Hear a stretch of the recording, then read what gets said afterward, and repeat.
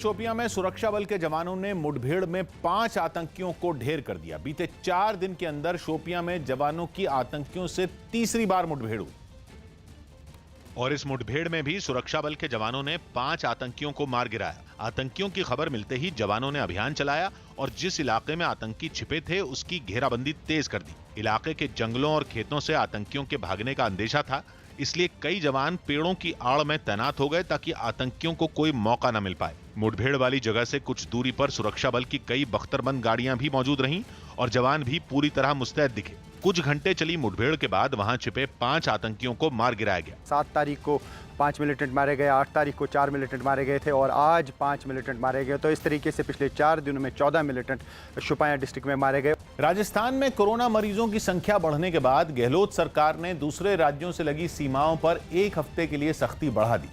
इस फैसले के बाद कई जगहों पर भारी जैम लग गया, जिसकी तस्वीरें सिरोही से भी सामने आई, जहां कुछ पुलिस वाले लोगों की जांच करते दिखाई दिए। इसके लिए पुलिस ने बैरिकेड लगा दिए और वहां से गुजरने वाले सभी लोगों की जांच की। जांच के दौरान जिन लोगों ने पुलिस को पास नहीं दिखाया उन्हें लौटा दिया गया। जांच की वजह से वहां लंबा जाम लग गया। राज्य सरकार ने यह फैसला कोरोना वायरस के मरीजों की संख्या बढ़ने के बाद लिया। ये कहीं लोगों को परेशान करने के लिए नहीं, सिर्फ कोरोना को रोकने के लिए ये एक्शन लिया गया है और ये एक्शन कोई परमानेंट नहीं है। इस पर चीफ मिनिस्टर जल्दी कुछ ना कुछ ऐसी गाइडलाइन देंगे।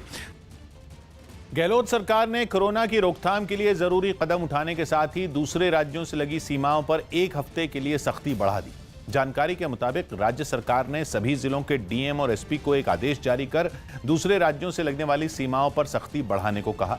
साथ ही राज्य से बाहर जाने या फिर दूसरे राज्यों से आने वालों के लिए प्रशासन से पास लेना भी जरूरी कर दिया। बताया गया कि सरकार सिर्फ मेडिकल इमरजेंसी या किसी की मौत होने पर ही पास जारी करेगी। सरकार ने सभी बस अड्डों, रेलवे स्टेशनों और सभी एयरपोर्ट पर पुलिस चौकियां बनाने की भी आदेश दी। गुजरात के कुछ जिलों में बारिश अभी से आफत बन गई है। पिछले 4 दिन से बारिश का दौर थमने का नाम नहीं ले रहा, जबकि मौसम विभाग ने अभी 1 हफ्ते और रुक रुक कर बारिश होने का अनुमान जता दिया। जबकि अभी से कुछ जगहों पर हालात काबू से बाहर दिखने लगे। गुजरात के गिर सोमनाथ जिले का एक हैरान करने वाला वीडियो सामने आया, जिसमें सड़क पर बह रहे पानी में सैकड़ों डिब्बे बहते दिखे। आमतौर पर तेल रखने के लिए इस्तेमाल होने वाले टिन के ये डिब्बे कहां से आए, इसकी जानकारी सामने नहीं आई। पानी में डिब्बे खिलौनों की तरह बहते दिखे, जबकि ये किसी नदी में नहीं बह रहे, बल्कि वीडियो एक सड़क का है जिसने लगातार बारिश की वजह से तालाब की शक्ल ले ली। गुजरात का अमरेली जिला भी मानसून से पहले की बारिश से बेहाल है। पहले लोग भीषण गर्मी की मार झेल रहे थे, लेकिन जब बारिश शुरू हुई तो वो थमने का नाम नहीं ले रही। तापमान गिरने की वजह से मौसम ठंडा जरूर हो गया, लेकिन घर से निकले लोगों को कुछ फीट तक पानी से होकर गुजरना पड़ा। पाकिस्तान के लोग कोरोना संकट के बीच ही अब पेट्रोल डीजल के लिए रोने गड़गड़ाने को मजबूर हो गए। पाकिस्तान के लगभग सभी शहरों में ज्यादातर पेट्रोल पंप बंद हो चुके हैं और वहां के बलूचिस्तान प्रांत की राजधानी क्वेटा में मोटरसाइकिलों में पेट्रोल भराने पहुंचे लोगों को मायूस होना पड़ा। बताया गया कि इमरान खान की सरकार ने पेट्रोल डीजल के दाम तो घटा दिए, लेकिन कच्चा तेल मंगाना भूल गई। शहरियों का कहना है कि जब से पेट्रोलियम मसनूआत की कीमतों में कमी आई है, उस दिन के बाद से ही शहर में पेट्रोल गायब है। ऐसा ही हाल पाकिस्तान की औद्योगिक राजधानी कहे जाने वाले कराची शहर में भी दिखा। पाकिस्तानी मीडिया के मुताबिक ज्यादातर पेट्रोल पंप सूख चुके हैं और जिनके पास तेल है भी, उन्होंने पेट्रोल डीजल की जमाखोरी और कालाबाजारी शुरू कर दी। कुछ कंपनियां हैं जिन्होंने अपना स्टॉक रखा हुआ था, वो उसे होल्ड करके बैठे हुए हैं। वो यही देख रहे हैं कि मजीद आगे उनको अच्छे पैसे मिल सकते हैं। और पेशावर में तो पाकिस्तान की एक रिपोर्टर ने बताया कि अब लोगों को रोने गिड़गड़ाने पर भी पेट्रोल नहीं मिल रहा। पेशावर में जो है वो इस वक्त ये मसला वाकई संगीन हो चुका है और इतना संगीन हो चुका है कि जितने भी शहरियों से हमारी बात हुई, खास तौर पे जब हमारे बुजुर्ग शहरियों से बात हुई, तो वो अपने आंसुओं पे काबू ना पा सका। कुछ ऐसा ही हाल पंजाब प्रांत के लाहौर और साहिवाल जैसे शहरों में भी दिखा, जहां कुछ लोग पेट्रोल खत्म होने के बाद अपनी मोटरसाइकिल और स्कूटर को लुढ़का कर स्टार्ट करने की कोशिश करते नजर आए। मुल्क के दूसरे शहरों की तरह साहिवाल में भी पेट्रोल की जो किल्लत है वो शिद्दत अख्तियार कर गई है। जो अक्सर जो शहर के गिरदो नवा के पेट्रोल पंप हैं, उनके ऊपर पेट्रोल की शार्टेज है। हालांकि इमरान खान की सरकार ने पेट्रोल डीजल की किल्लत के लिए जमाखोरी को जिम्मेदार ठहराया और जांच के लिए एक कमेटी भी बना दी। पश्चिम बंगाल के दक्षिण 24 परगना में टीएमसी के 2 गुटों के बीच झगड़े में पार्टी के एक कार्यकर्ता की मौत हो गई। खबर है कि टीएमसी के नेताओं और उसके युवा कार्यकर्ताओं के बीच एक इलाके पर कब्जा जमाने के मुद्दे पर टकराव हुआ, जिसके बाद वहां पुलिस पहुंच गई। लेकिन पुलिस को देखते ही दोनों गुटों के लोग भागते दिखाई दिए। पुलिस ने भी उनका पीछा किया। काफी दूर तक दौड़ लगाने के बाद उन कार्यकर्ताओं को पकड़ लिया गया। पार्टी के दो गुटों के बीच झगड़े में बम और गोलियां भी चली। इस लड़ाई में कई घरों को भी निशाना बनाया गया। पुलिस ने वहां से कुछ जिंदा बम बरामद किए।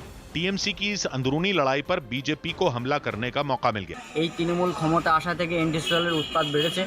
প্রশাসন সক্রিয়ভাবে কাজ করতে পারছে না। উপরের চাপে আমরা বুঝতে পারছি।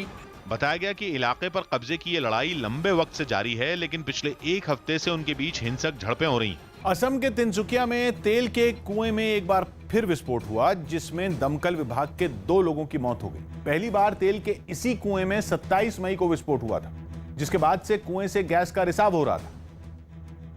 लेकिन इससे पहले कि इस पर काबू पाने में कामयाबी मिलती, एक बार फिर प्लांट के इसी कुएं में जोरदार धमाका हो गया। धमाके के बाद रिसाव रोकने के काम में जुटे लोग जान बचाने के लिए इधर उधर भागते दिखाई दिए। थोड़ी ही देर में कुएं से आग की लपटें उठने लगी और उससे डरा देने वाली आवाज निकलने से आसपास के इलाके में हड़कंप मच गया। लोग अपने घरों को छोड़कर सुरक्षित जगहों पर जाने के लिए भागते नजर आए, क्योंकि कुएं से निकलने वाली आग वहां के कई मकानों को अपनी चपेट में लेने लगी।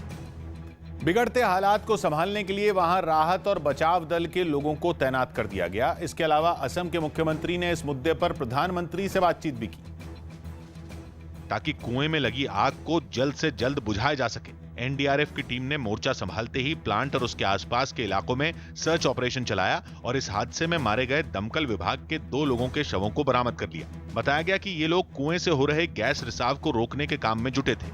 सर्च करते हुए बहुत एकदम किनारे तक गए तो किनारे पाया कि जो है वहाँ पे डेड बॉडीज, पहली डेड बॉडीज हमको ऊपर ही दिख गई। उसको निकालते समय जब उसके नजदीक जाते हैं तो दूसरी डेड बॉडीज भी वही थी। वहीं प्रदेश के मुख्यमंत्री सर्बानंद सोनोवाल ने इस मामले पर प्रधानमंत्री से बातचीत की और ट्वीट कर इसकी जानकारी साझा की। राजस्थान के कई जिलों में फिर टिड्डियों के हमले से किसानों की परेशानी बढ़ गई। टिड्डियों के झुंड ने उन्हें भगाने के लिए चलाए जा रहे राज्य सरकार के अभियान को नाकाम करते हुए जगह जगह पहुंचकर किसानों की फसल को बर्बाद कर दिया, जिसकी एक तस्वीर केकड़ी से भी सामने आई, जहां एक लड़का खेत में घूम घूम कर टिड्डियों को वहां से भगाने के लिए एक बर्तन बजाता नजर आया। बर्तन बजाने की वजह से फसल को बर्बाद कर रही टिड्डियां वहां से उड़ती दिखाई दी, जिसके बाद आसमान में बड़ी संख्या में टिड्डियां देखी गईं। टिड्डी दल काबू में नहीं आ रहा, भारी संख्या में टिड्डी दल ने नुकसान किया किसानों का। इसी तरह बाड़मेर में भी कुछ किसान बर्तन बजाते हुए खेतों में दौड़ दौड़ कर टिड्डियां भगाते नजर आए। टिड्डियों का झुंड वहां लगे एक पेड़ के ऊपर भी देखा गया। इससे पहले इन टिड्डियों ने खेतों में उगाई गई फसल को बर्बाद कर दिया, जिससे किसान काफी परेशान दिखे। सरकार से निवेदन है कि हमारे किसानों को राहत दे। 12 में टिड्डियों का कहर किसानों पर टूटा और उनकी फसल पूरी तरह तबाह दिखी। फसल को बर्बाद करने के बाद टिड्डियां मकानों के आसपास आसमान में उड़ती दिखाई दी। रूस की राजधानी मॉस्को में पाबंदियां खत्म होने के बाद रौनक लौट आई। कोरोना वायरस की वजह से रूस में मार्च के आखिरी हफ्ते में लॉकडाउन लगाया गया था, जिसके हटते ही लोग भी अपने काम में जुट गए और शहर में चहल पहल बढ़ गई। सड़कों पर पहले की ही तरह गाड़ियों की लंबी कतार दिखाई दी, जबकि कई लोग बसों पर भी सवार होते हुए दिखे। एक झील के पास भी लोगों की भीड़ जुट गई और लोग धूप सेकते हुए नजर आए। Конечно, это хорошо, что есть возможность прогуляться уже не стесняясь. पाबंदियां हटते ही एक ब्यूटी पार्लर में भी लोगों की भीड़ लग गई। हालांकि वहां लोगों को सुरक्षित रखने के लिए कई इंतजाम भी किए गए।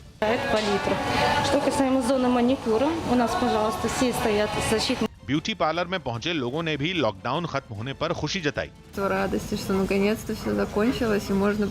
मनी लॉन्ड्रिंग मामलों की जांच एजेंसी ईडी ने मेदांता अस्पताल के चेयरमैन डॉक्टर नरेश त्रेहन के खिलाफ केस दर्ज कर लिया। डॉक्टर त्रेहन समेत 16 लोगों पर दिल्ली के पास हरियाणा के गुरुग्राम में मेदांता मेडिसिटी प्रोजेक्ट में फर्जीवाड़े का आरोप है। करीब 1000 करोड़ रुपए के इस प्रोजेक्ट को 2009 तक पूरा किए जाने का लक्ष्य रखा गया था, लेकिन 15 साल बाद भी वो प्रोजेक्ट अधूरा पड़ा है और आरोप है कि उस प्रोजेक्ट के नाम पर लिए गए पैसों को गलत तरीके से दूसरी जगह निवेश किया गया। हरियाणा पुलिस इस मामले में पहले ही एफआईआर दर्ज कर चुकी थी और उसी को आधार बनाकर ईडी ने भी केस दर्ज कर लिया।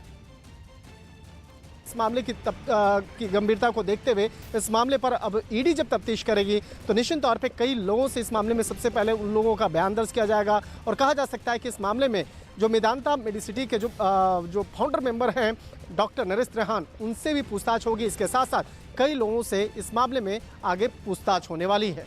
महाराष्ट्र के औरंगाबाद में एक कारोबारी के घर लूटपाट के दौरान उसके बेटे और बेटी की हत्या कर दी गई। आरोप है कि घटना को अंजाम देने के बाद बदमाश घर में रखा 1 किलो सोना लेकर फरार हो गए। जिसकी जानकारी मिलते ही पुलिस के कई बड़े अधिकारी घटना वाली जगह पहुंचे और जांच में जुट गए। कुछ पुलिस वालों ने हत्या से जुड़े सबूत इकट्ठा करने के इरादे से घर और उसके आसपास की तलाशी ली। घर का कोना कोना छान मारा गया ताकि हत्या के कुछ सुराग मिल सकें। इस हत्याकांड को सुलझाने के लिए फोरेंसिक टीम को भी वहां बुलाया गया। इसके अलावा आरोपियों तक पहुंचने के लिए जांच में खोजी कुत्ते को भी शामिल किया गया। पुलिस ने जल्द ही आरोपियों को गिरफ्तार कर लेने का भरोसा दिया। हम पूरी कोशिश कर रहे हैं इस घटना को करने वाले आरोपी का हम पता लगाएंगे। सर चोरी हुई? हाँ, इसमें कुछ कीमती सामान जाने का हमें रिपोर्ट प्राप्त हुआ है, हम उसको वेरीफाई कर रहे हैं। जिस वक्त इस घटना को अंजाम दिया गया उस वक्त घर में कारोबारी के बेटे और बेटी के अलावा कोई नहीं था। बिहार के समस्तीपुर में बकाया पैसे और नौकरी पक्की करने की मांग पर सफाई कर्मचारियों ने प्रदर्शन किया। कोरोना संकट के बीच इन कर्मचारियों ने प्रशासन पर पिछले 3 महीने से वेतन नहीं देने का आरोप लगाया और काम बंद कर हंगामा शुरू कर दिया।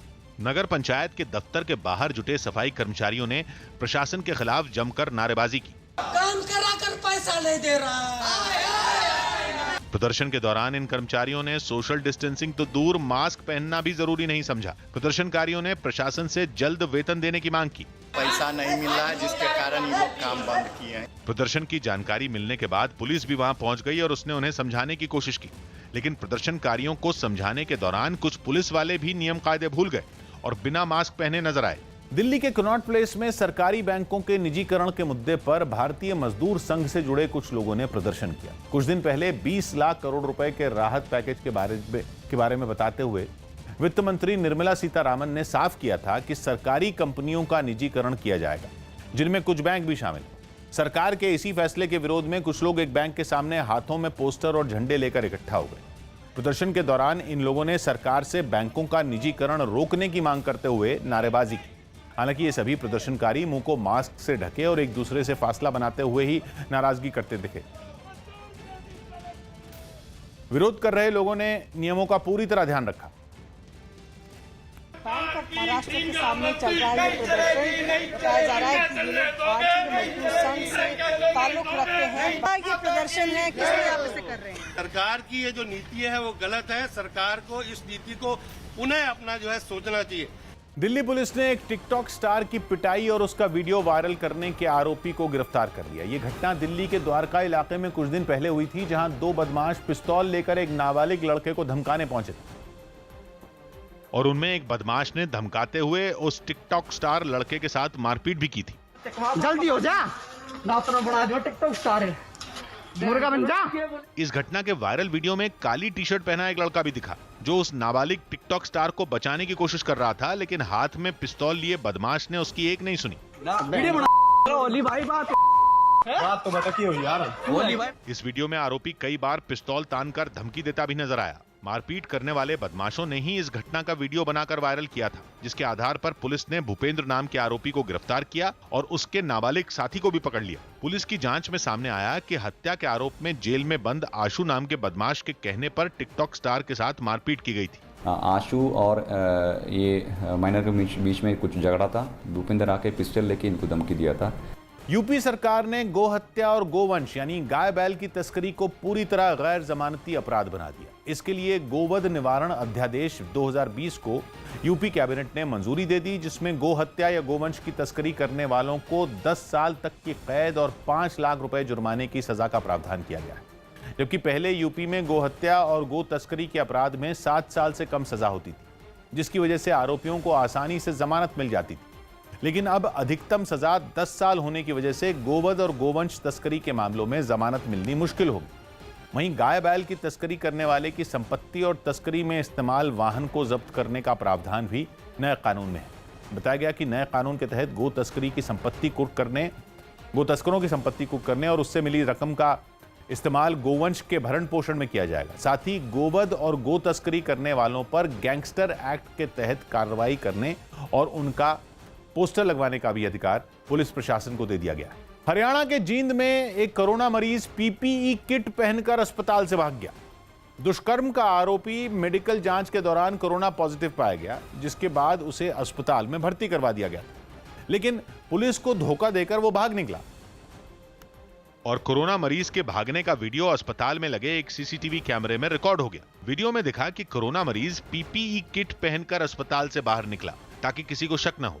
मरीज के अस्पताल से भागने के बाद पुलिस महकमे में हड़कंप मच गया। चूंकि कोरोना मरीज दुष्कर्म का आरोपी भी था और उसे एक दिन पहले ही भर्ती कराया गया था, इसलिए जानकारी मिलते ही पुलिस ने उसकी तलाश तेज कर दी। इसको कल कोरोना पॉजिटिव डिक्लेयर किया गया था, तो हमने इसको डिस्ट्रिक्ट जेल से यहाँ पर शिफ्ट किया था सिविल हॉस्पिटल में। हालांकि उस कोरोना मरीज की तलाश में जुटी पुलिस अब पूरे अस्पताल की सीसीटीवी फुटेज खंगाल रही है, जिससे उसे जल्द से जल्द पकड़ा जा सके। दिल्ली के भलसवा डेयरी इलाके में आपसी रंजिश के मामले में एक युवक पर दिन दहाड़े हमला करने का वीडियो सामने आया है। 6 जून को हुई इस वारदात के सीसीटीवी फुटेज में युवक अपने दोस्त के साथ बाइक पर जाता दिखा कि तभी सड़क किनारे डंडा थामे पहले से खड़े कुछ लड़कों ने उस पर हमला कर दिया। हमले से डरकर युवक का साथी उसे वहीं छोड़कर भाग निकला और हमलावरों ने युवक पर डंडे बरसा दिए।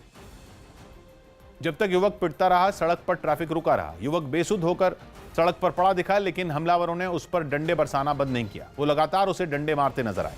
कुछ देर बाद बदमाश चले गए तो लोग भी अपनी अपनी गाड़ियां लेकर चलते बने। कोई भी घायल युवक की मदद करता नजर नहीं आया। बताया गया कि कुछ दिन पहले हमलावरों का युवक के साथ झगड़ा हुआ। हालांकि उसकी शिकायत पर पुलिस ने 5 आरोपियों को गिरफ्तार कर लिया है। कोलकाता में कोरोना वायरस से बचाने के लिए बनाई गई इम्यूनिटी बढ़ाने वाली मिठाई की मांग बढ़ गई।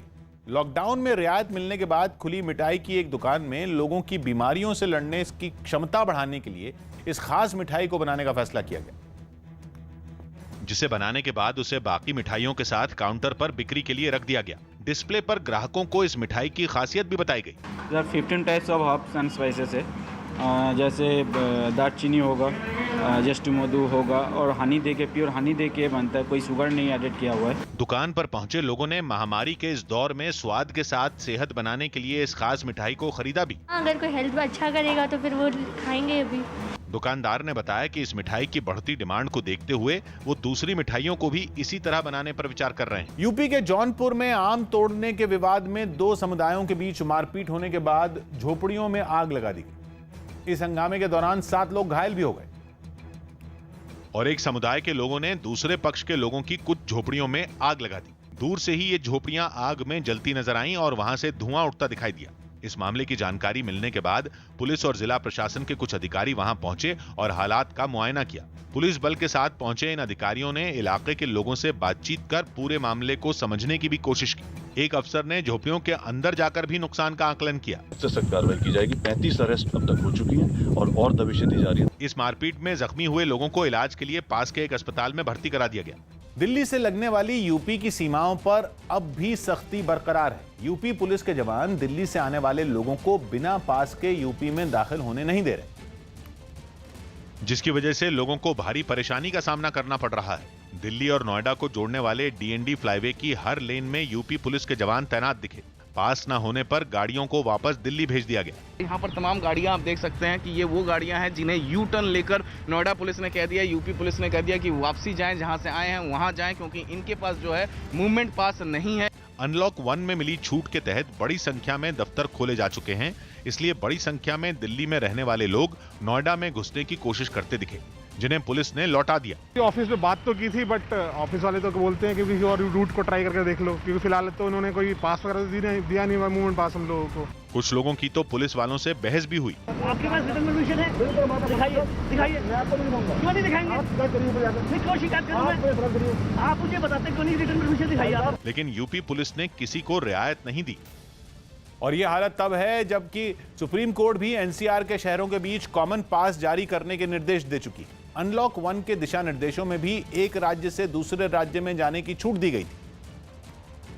इसके बावजूद दिल्ली से लगने वाले यूपी के जिलों पर न तो कोर्ट के निर्देशों का असर दिखा और न ही केंद्र के दिशा निर्देशों का।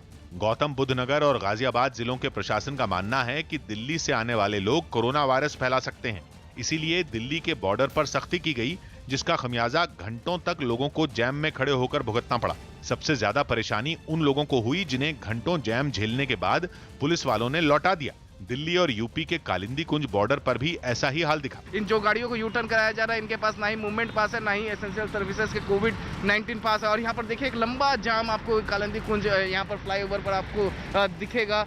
दिल्ली और गाजियाबाद के बॉर्डर पर भी बिना पास के किसी को यूपी में घुसने नहीं दिया गया। दिल्ली से सटे यूपी के सभी बॉर्डर सील हैं, जिसके पास इमरजेंसी पास है उसी को जाने दिया जा रहा है। कुछ ऐसी तस्वीरें सुबह के वक्त दिल्ली बॉर्डर की नजर आती हैं। अब तक यूपी सरकार की तरफ से इस बारे में कोई निर्देश नहीं है कि बॉर्डर पर इस तरह की सख्ती कब तक रखी जाएगी।